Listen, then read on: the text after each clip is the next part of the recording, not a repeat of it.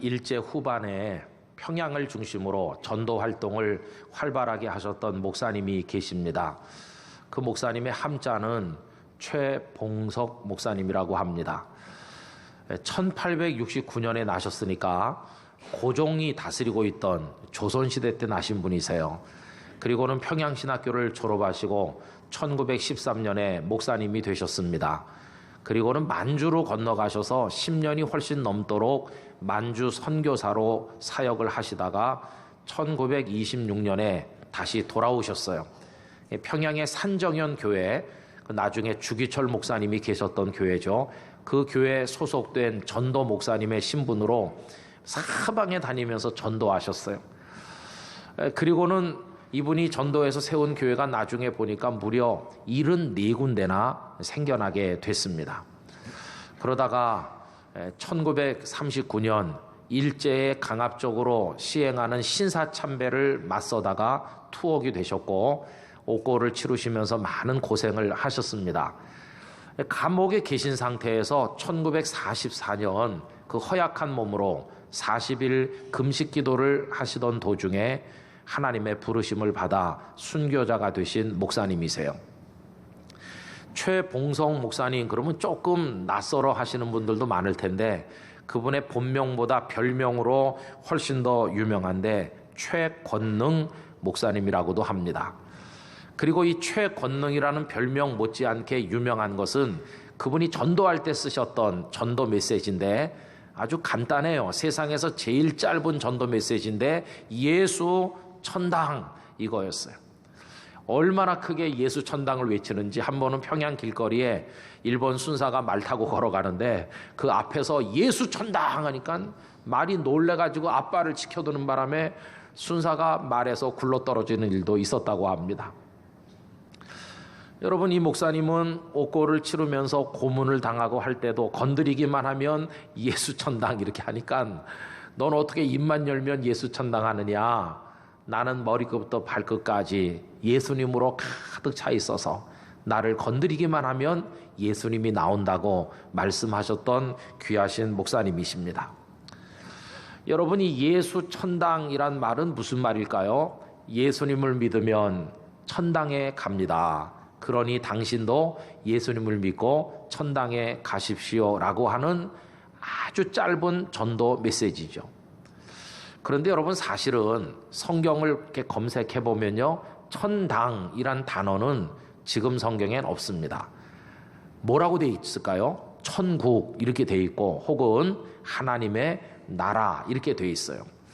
근데 이제 천국은 나라 국자를 쓰는 거죠. 하늘에 있는 나라, 그러니까 하늘나라라고도 하고 하나님이 다스리는 하나님의 나라라고도 하는데 이럴 때는 하나님께서 통치하신다는 개념을 좀 이렇게 돋보이게 하는 뜻이 있습니다.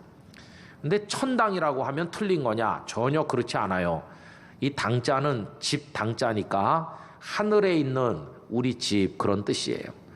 여러분, 우리가 살 거처, 예수님도 그런 말씀을 하신 적이 있습니다. 요한복음 14장 3절에 이렇게 말씀하셨어요. 가서 너희를 위하여 거처를 예비하면 내가 다시 와서 너희를 내게로 영접하여 나 있는 곳에 너희도 있게 하리라. 할렐루야. 거기 우리 집이 있는 게 틀림없잖아요. 예수님께서 여러분을 저를 위해 준비한 집이 있어요. 아유, 나는 집도 없어. 거기 있어요. 거기. 나는 아파트도 아직 없어. 아파트보다 더 좋은 집이 있을 줄로 믿습니다. 예수님이 우리의 살 집을 준비하셨다고 그러니까 천당이라고 해도 뭐 틀렸다 그렇게 말할 수 없어요. 똑같은 개념이죠. 어쨌든 여러분이 예수 천당 이 메시지가 굉장히 능력이 있어서 많은 사람들이 예수님을 믿게 됐습니다. 그런데요, 그 당시 이 메시지가 어떻게 그 많은 사람들에게 막 굉장한 전도의 열매를 가져오게 만들었을까 생각을 해보면요, 그때가 참 살기가 힘들거든요. 여러분, 일제시대는 어떤 때입니까? 아들 낳아서 정성껏 키웠더니 징용 끌고 가 생사를 모를 정도로 비극적인 시대. 딸 낳아서 곱게 키웠더니 정신대로 끌어가서 놀이개를 삼는 너무나 가슴 아픈 시대. 그 수탈이 얼마나 심한지 먹고 살 길이 없고 그렇다고 그 독립될 가능성이 뭐 보였습니까? 독립 가능성이 전혀 안 보이던 시대. 열심히 살아봤댔자 아무 희망이 없어요. 그때가 일제시대인 거예요. 그러니 사람들은 세상에 대한 미련을 버렸습니다. 이 세상에 뭐 바라볼 게 있나? 그 목사님이 예수 천당하면 그래, 예수님이나 잘 믿고 천국에나 가야지, 내게 무슨 소망이 있겠어? 이러면서 다 사람들이 예수님을 믿기로 결심을 하게 되었던 것입니다. 그 시대에 아주 적절한 메시지였다고 할 수 있어요. 근데 목사님께서 하늘나라에 가신 다음에도 이 예수님을 믿어야 천국에 간다는 말씀은 한국 교회 안에서 여전히 강력한 힘을 가졌습니다. 여러분, 일제시대 끝나니까 좋아질 줄 알았는데 해방 이후에 우리 사회 혼란을 아시잖아요. 북한엔 김일성이 들어오고 남쪽엔 미 군정이 들어왔지만 막 힘들었습니다. 그러다가 6.25 전쟁이 나니까 이건 뭐 수백만이 죽어나가는 처참하기 이를 데 없는 사륙의 현장이 되고, 간신히 휴전이 됐지만 얼마나 그때 가난했습니까? 전 세계 가장 가난한 나라 중 하나 아니었습니까? 이러니까 이 세상에 희망이 없는 거죠. 그러니 사람들은 이제 예수 잘 믿고 천국 가야지, 이게 여전히 사람들의 마음에 감동을 주는 말씀이 되었다고 하는 것입니다. 그런데요, 그 이후로 이제 세월이 많이 지났어요.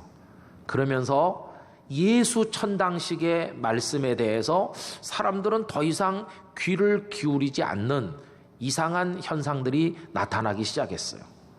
그래서 이제 예수 믿고 천당 가라는 얘기 하는 사람도 없고, 그런 거 좋아하는 사람도 점점 줄어드는 것 같아요. 여러분, 그러니까 목사님들도 별로 그런 거 설교를 안 해요. 그냥 이 세상에 사는 동안에 어떻게 잘 살까, 그런 설교를 많이 하게 됐어요. 그러면서 한국 교회 안에 천국을 사모하는 마음이 없어졌어요. 내세를 바라보는 신앙이 다 식어버렸어요. 그냥 오로지 이 세상밖에 몰라요. 어떤 일이 벌어졌을까? 첫째로 우리 한국 기독교의 신앙이요, 기복신앙으로 타락했어요. 천국 소망 같은 거 안 가지니까 이제는 이 세상밖에 없잖아요. 왜 하나님을 믿어? 하나님을 믿으면 복 주신대. 복을 받아야 더 잘 먹고 더 잘 살 거 아니야? 이렇게 말하는 사람들이 많아진 거예요. 그래서 신앙생활의 궁극적인 동기와 목적이 막 흔들리게 됐고, 목사님들도 잘 먹고 잘 사는 방법을 많이 설교하게 되면서 이 교회가 하나님 나라의 지평을 상실하는, 이상하게 전락하게 됐어요. 또 그뿐이 아닙니다. 두 번째로는요, 그날에 대한 소망이 없으니까 어떤 일이 벌어졌을까? 여러분, 아이가 왜 평소에 공부를 열심히 합니까? 그거는 시험 날짜가 있어서 그날이 다가오기 때문에 평소에도 공부하는 거 아니겠어요? 그거 마찬가지로 우리가 다 하나님의 보좌 앞에 서서 우리 살아온 인생을 청산해야 될 날이 있다는 걸 생각을 해야 평소에 경건하게 말씀대로 살려고 노력을 할 텐데, 그날에 그런 거 다 이제 생각 안 하니까 그냥 마음대로 사는 거예요. 하고 싶은 대로 다 저질러 가면서. 그러니 교회가 세속화가 됐어요. 교회 안에도 쾌락을 추구하고 물질주의가 막 넘쳐나고, 교회가 거룩한 영역이 아닌 세속화되다 보니까 이게 더 이상 교회답지 못하게 된 거예요. 여러분, 이런 문제들이 얼마나 많이 생겼는지 말로 다 할 수가 없습니다. 그럼 여러분, 정말 예수님 믿고 천당 가자, 이제 이런 말 필요 없을까요? 이젠 시대가 변했으니까 천국 같은 건 없어도 되는 것입니까? 정말 더 이상 천국에 대한 설교를 할 필요가 없게 된 게 맞습니까? 분명히 말씀드립니다만, 세상이 아무리 달라지고 변해도 천국의 소망 같은 소망은 우리에게 없습니다. 예수님을 믿고 천국에 가야 된다는 이거보다 더 중요한 복음의 진리는 없습니다. 이걸 우리가 꼭 붙들어야 될 줄로 믿습니다. 그 이유가 무엇일까요? 여러분, 지난주일에 했던 말씀을 다시 해보면 하나님께서 우리들을 하나님의 자녀 삼으셨다고 그랬어요. 1절 다시 한번 반복해서 우리 읽어보도록 하겠습니다. 다 같이요. 보라, 아버지께서 어떠한 사랑을 우리에게 베푸사 하나님의 자녀라 일컬음을 받게 하셨는가? 우리가 그러하도다. 아멘. 하나님께서 어떤 사랑, 얼마나 큰 사랑을 베푸셔서 나를 하나님의 자녀 삼아 주셨나 감사하다. 그래서 우리가 하나님의 자녀 됐다는 말씀을 지난주에 했지 않습니까?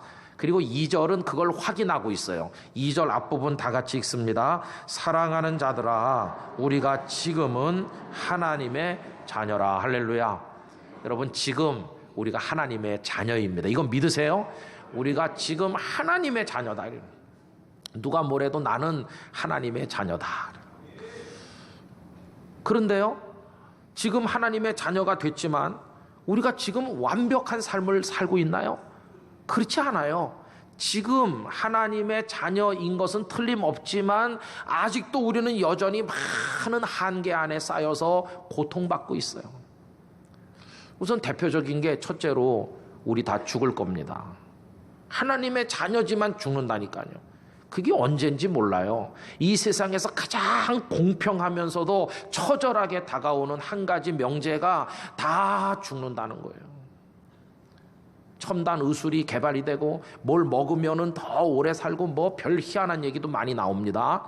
세상의 사회적인 정치적인 제도 개선과 발전이 많이 될 거예요. 그래도 무덤을 향해 가는 발걸음을 되돌리게 하는 것은 아무것도 없어요. 언젠가 끝난다니까요. 그러면 그 이후는 뭐 어떻게 되는 겁니까? 천당이 필요 없어요? 아니요. 곧 떠날 우리들이라는 걸 정말 심각하게 생각한다면 천국의 소망보다 더 소중한 것은 우리들에게 없습니다. 얼마나 소중한지 몰라요. 얼마나. 두 번째로는요, 우리 지금 하나님의 자녀이긴 하지만 사탄이 내미는 미끼를 덥석 물고 욕망 앞에 무릎 꿇을 때가 얼마나 많은지, 얼마나 우리가 초라하고 부끄럽게 사는지 몰라요. 그 한계 안에 갇혀 있어요. 어떤 목사님께서요, 목회하면서 뭐가 힘들으셨나, 이제 은퇴하셨는데 뭐 성도들과의 관계가 힘들었나, 설교 준비가 힘든가, 새벽기도 힘드나, 물론 그것도 힘든 것도 있겠죠. 그러나 그 목사님이 뜻밖의 얘기를 하셔서 우리 깜짝 놀랐어요. 당신이 목회하는 평생 제일 힘들었던 거 성적인 욕망이었대. 젊은 30대 초반의 목사일 때 예쁜 여자를 보면요, 마음이 흔들려서 설교도 안 되고 기도도 안 되고 아무것도 안 돼요. 예쁜 여자들은 회개해야 됩니다. 예쁘지 않은 분은 위로받고요. 그래서 생각했대요. 이건 젊으니까 내가 정상이라는 증거야. 나도 남자 아니냐. 한 50대면 그런 게 없어지겠지. 50살 되길 기다렸대. 빨리 50살 됐으면 좋겠다. 죄 짓지 않고 살기 위해서. 50살 됐는데 똑같더래요. 똑같아. 그래서 눈물로 하나님, 이 욕망이 내 안에 있는데 다윗도 범죄하지 않았습니까? 나 그런 죄를 지을까 봐 겁납니다. 저를 지켜주세요. 이제 70대에서 빨리 은퇴하면 좋겠다. 70대에서 은퇴해도 똑같더래. 여러분 다 아시잖아요. 그러니 뭐 그것뿐이겠어요. 명예에 대한, 재물에 대한 온갖 욕망이 사탄과 더불어 나를 유혹하면 다 쓰러져요. 아주 부끄럽고 추한 사람이 얼마나 많은지. 이거 언제 벗어날 수 있을까? 이 세상에서 이거 벗어날 수 있을까요? 아니요. 이 세상의 삶이 끝나서 그 천국에 들어가기 전엔 해결되지 않는 문제인 것이에요. 그러니 천국은 여전히 우리에게 소중한 것이에요. 그뿐이 아니죠. 세 번째로는 예수님 믿는데도 우리가 얼마나 힘듭니까? 여전히 병들지. 그렇죠? 예수님을 믿어도 사업에 실패도 하고요. 자식이 막 속 썩이기도 하고 예수님 믿는데도 너무 힘들 때가 많아요. 이게 다 우리의 한계 아닙니까? 이거 어디서 어떻게 해결할 수 있을까요? 여러분, 천국의 그 생활만이 우리를 이런 데서 건져줄 수 있는 거예요. 이런 한계는요, 우리만 느끼는 게 아니라 그렇게 믿음이 좋아 보이는 바울 사도도 똑같이 그런 고통 속에 있었어요. 그래서 로마서 7장 21절 이하를 다 같이 한번 읽어봅시다. 그러므로 내가 한 법을 깨달았노니 곧 선을 행하기 원하는 나에게 악이 함께 있는 것이로다. 내 속사람으로는 하나님의 법을 즐거워하되 내 지체 속에서 한 다른 법이 내 마음의 법과 싸워 내 지체 속에 있는 죄의 법으로 나를 사로잡는 것을 보는도다. 오호라, 나는 곤고한 사람이로다. 이 사망의 몸에서 누가 나를 건져내랴.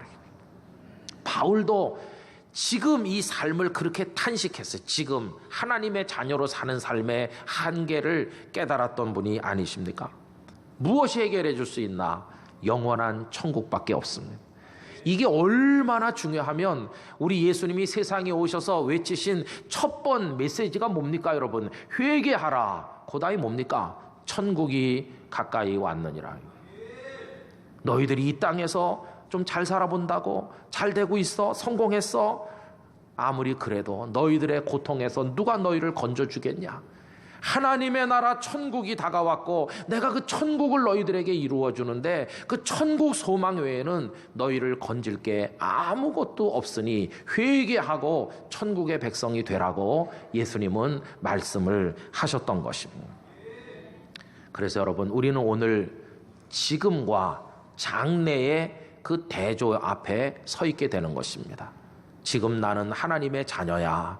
그럼에도 불구하고 이러이러한 고통 속에 놓여 있지. 그러나 장래, 미래엔 달라질 거야 하는 소망을 우리가 가져야 된다는 것입니다.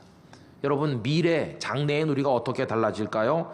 아까 그 2절 앞부분에서 우리가 지금은 하나님의 자녀라 그렇게 말했죠. 장래엔 어떻게 될까요? 여러분, 2절 후반부를 다 보시기를 바라요. 후반부를 읽어보실까요? 장래에 어떻게 될지는 아직 나타나지 아니하였으나 그가 나타나시면 우리가 그와 같을 줄을 아는 것은 그의 참모습 그대로 볼 것이기 때문이니. 아멘. 장래에 무슨 일이 있을지 다 미리 알 수는 없어요. 우리의 좁은 생각으로는. 그러나 한 가지 여기 분명히 말씀될 건 그때가 되면, 그분이 나타나시면, 예수님이 재림하실 때, 아니면 다르게 표현하면 세상에 종말이 오고 하나님 나라가 완전하게 열릴 때, 아니면 다르게 표현하면 나의 삶이 끝나 그 천국에 들어가게 될 때, 그때가 되면 그분의 참 모습을 보게 될 텐데, 진짜 중요한 얘기가 뭐냐 하면 우리도 그와 같을 것이라고요. 그가 누구십니까? 예수님이시죠. 여러분, 저도 여러분도 장래엔 지금 이런 모습, 이런 한계, 이게 아니라 예수님과 같아진다고 말씀하셨어요. 그게 우리들의 소망인 것입니다. 예수님과 같아진다. 그래서 이 지금과 장래를 대조시켜서 말하면 이 속에 엄청난 하나님의 복이 들어있는데 우리 모두가 이걸 누리길 기원하는데요. 이게 어떻게 표현될 수 있습니까? 이렇게 표현될 수 있어요. 지금 나는 하나님의 자녀임에도 불구하고 불완전하기 이를 데 없지만 장래에 나는 예수님과 같이 되어 온전해질 줄 믿습니다. 이게 우리의 소망인 것이. 지금 나는 더러운 욕망에 굴종하여 추하게 살고 있지만 장래에 나는 예수님과 같이 되어 온전하고 거룩한 삶을 살게 될 줄 믿습니다. 지금 나의 몸은 늙어가고 병들고 쇠잔해지다가 죽지만 장래 나는 예수님과 같이 되어 영생하게 될 줄 믿습니다. 지금 나는 이 땅에 달라붙어 세상의 욕망밖에 모르고 살지만 장래 나는 예수님과 같이 되어 하나님의 나라에 속한 사람이 될 줄로 믿습니다. 이게 지금과 장래의 대조고요. 지금의 고통을 이기는 힘이 이 장래에 대한 소망으로부터 우리에게 흘러 들어오게 되는 줄로 믿습니다. 여러분, 이 장래 우리에게 말씀하시는 그 예수님과 같아지는 삶의 축복을 우리 땅끝교회 성도 한 분도 예외가 없이 누리시기를 주님의 이름으로 축복합니다. 이 장래 예수님과 같아진다. 얼마나 놀라운 얘기입니까? 그럼 여러분, 예수님과 같아질 거라고 하는데 예수님의 장래 모습이 어떤가요? 그분의 참 모습이 어떤 것입니까? 그 2000여 년 전에 이 땅에 남루하고 초라한 모습으로 계신 예수님, 그건 진짜 모습이 아니에요. 그냥 우리에게 잠깐 와 계시기 위해서 임시로 우리 몸을 입으신 것뿐이죠. 예수님의 본래 모습은 그런 초라한 분이 아니세요. 그럼 얼마나 그분이 영광스러운지 우리 아직 보지 못해서 잘 몰라요. 그러나 성경을 통해 힌트는 좀 얻을 수 있어요. 제가 3가지만 시간이 없으니까 말씀드리려고 하는데, 첫째 힌트는요, 변화산 얘기입니다. 어느 날 예수님께서 베드로, 야고보, 요한 3명을 데리고 산에 올라가셔서 그 모습이 변형되셨는데 막 빛이 난다고 그랬어요. 저도 오늘 아침에 세수 깨끗이 하고 바를 거 다 바르고 그랬는데도 빛 납니까? 빛이 안 나잖아요. 우리는 그래요. 예수님은 빛이 나요. 그 모습을 마가복음 9장 2절 3절이 이렇게 말씀했어요. 함께 읽어보겠습니다. 엿새 후에 예수께서 베드로와 야고보와 요한을 데리시고 따로 높은 산에 올라가셨더니 그들 앞에서 변형되사 그 옷이 광채가 나며 세상에서 빨래하는 자가 그렇게 희게 할 수 없을 만큼 매우 희어졌더라. 베드로, 야고보, 요한이 무슨 말을 해야 될지 모를 만큼 영광스럽게 달라지셨어요. 2번째 힌트는 부활하신 예수님이신데요. 여러분, 사람이 이렇게 몸이 있으면 공간의 제약을 받기 때문에 문이 잠겨 있으면 못 들어가는 거 아니에요. 근데 예수님은 부활하신 다음에 제자들이 문을 걸어 잠그고 숨어 있는데 문도 안 열고 쓱 나타나셨어요. 공간을 초월하시잖아요.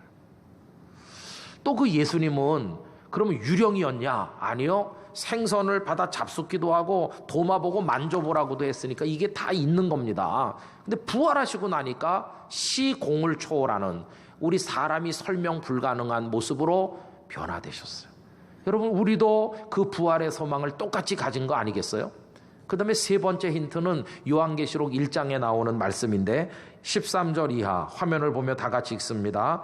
촛대 사이에 인자 같은 이가 발에 끌리는 옷을 입고 가슴에 금띠를 띠고 그의 머리와 털의 희기가 흰 양털 같고 눈 같으며 그의 눈은 불꽃 같고 그의 발은 풀무불에 단련한 빛난 주석 같고 그의 음성은 많은 물소리와 같으며 그의 오른손에 7별이 있고 그의 입에서 좌우에 날선 검이 나오고 그 얼굴은 해가 힘있게 비치는 것 같더라. 아멘. 이거는 예수님의 제자 중에 사도 요한이 반모섬에서 환상을 본 예수님에 대해서. 근데 읽어보면 별거 아닌 것 같아요. 예수님에 대한 묘사가. 왜냐하면 발에 끌리는 옷을 입었다. 우리 결혼하는 신부들도 다 끌리는 옷을 입잖아요. 가슴에 금띠를 띠고 금 좀 사서 만들면 되고, 머리와 털의 희기가 흰 양털 같다. 염색하면 될 것 같고 별거 아니네, 이게 생각되죠. 그럼 예수님이 진짜 그런 겁니까? 아니에요. 이거는 너무너무 영광스러운 주님을 봤는데 사람의 언어로 설명이 안 돼가지고 전부 뭐라고 그랬냐면 그런 거 같다, 그런 거 같다. 눈 같으며 그 다음에 빛난 주석 같으며 물소리 같으며, 이건 요한의 표현이지 예수님이 발이 뭘로 만들어주냐? 주석이요. 그게 아니, 주석 같이 막 그렇게 보였다는 거예요. 사람의 말로 설명이 불가능해요. 어쨌든 이런 힌트들을 종합해서 보면 영광스러운 예수님의 모습, 우리도 그와 같아질 거라고 하는데 어떤 상태일까요? 아마 이런 거일 것 같아요.